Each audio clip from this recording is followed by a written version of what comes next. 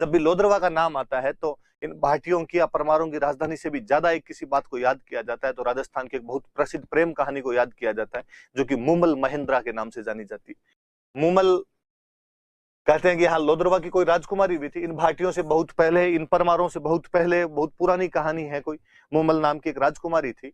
और पाकिस्तान में एक रियासत पड़ती थी अमरकोट, और उस अमरकोट का एक सोढ़ा राजकुमार था। अमरकोट का राजकुमार हुआ करता था महेंद्र सोढ़ा। और महेंद्र सोढ़ा की जो बहन थी, उसकी शादी गुजरात जडेजाओं के अंदर की हुई थी।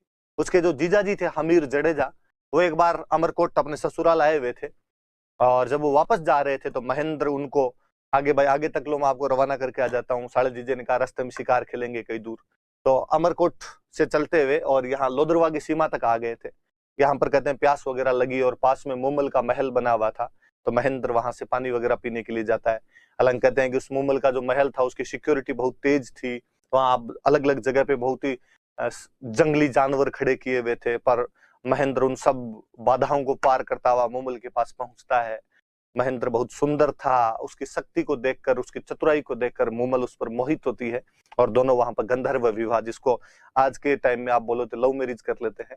और महेंद्र उसके बाद यहाँ से चला जाता है। पर कहा जाता है कि महेंद्र डेली रात को अपना ऊंट लेकर मूमल से मिलने के लिए अमरकोट से लोदरवा आया करता था। एक बार जब महेंद्र की बाकी रानियों को पता चला कि भाई बंदा रात को तो गायब हो जाता है, किधर जाता है, पता चला कि ऐसे ऐसे लोदरवा जाता है, तो एक रात में लोदरवा कैसे पहुंच जाता है, तो ये वाला जो ऊंट है इस पर बैठकर एक रात के अंदर वहां पहुंच जाता है।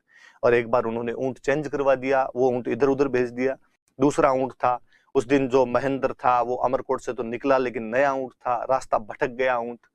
और जब जिस टाइम पर वो पहुंचता था उस टाइम पर वो पहुंच नहीं पाया, लेट हो गया, तो मूमल को नींद आ गई तब तक। और मूमल ने पहले वेट किया होगा भाई महेंद्र आएगा, और महेंद्र नहीं पहुंचा, तो कहते हैं उसकी एक बहन और थी मूमल की, सुमल नाम करके।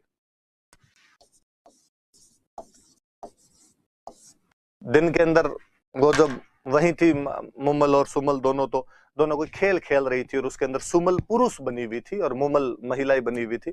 तो उसने वो मर्दाने कपड़े पहन रखे थे, पुरुष के कपड़े पहन रखे थे। और रात को जब महेंद्र आता है तो वो देखता है कि मूमल के साथ एक पुरुष सो रहा है, जबकि वास्तव में उसकी बहन सुमल ही सो रही थी।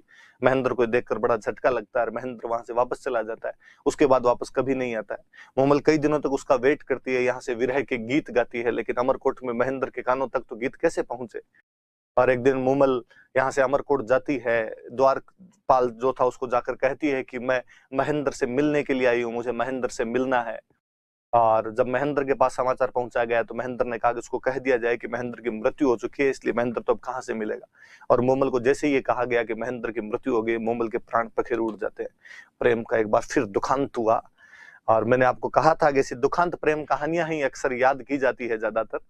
और जब महेंद्र को पता चला कि मूमल मेरे से इतना अधिक प्यार करती थी, उसे अपनी गलती का एहसास हुआ, उसे बाकी बातों को पता चला, तो महेंद्र पागल हो जाता है, पत्थरों के सिर टकरा टकरा के बाद में मर जाता है। तो वो जो मूमल महेंद्र की प्रेम कहानी जो आज भी पश्चिमी राजस्थान के अंदर बड़े लाड कोड और चाव के साथ में सुनाई जाती है, वो प्रेम कहानी की जो नायिका मूमल है वो लोदरवा की राजकुमारी हुआ करती थी, और जो महेंद्र था वो अमरकोट का राजकुमार था।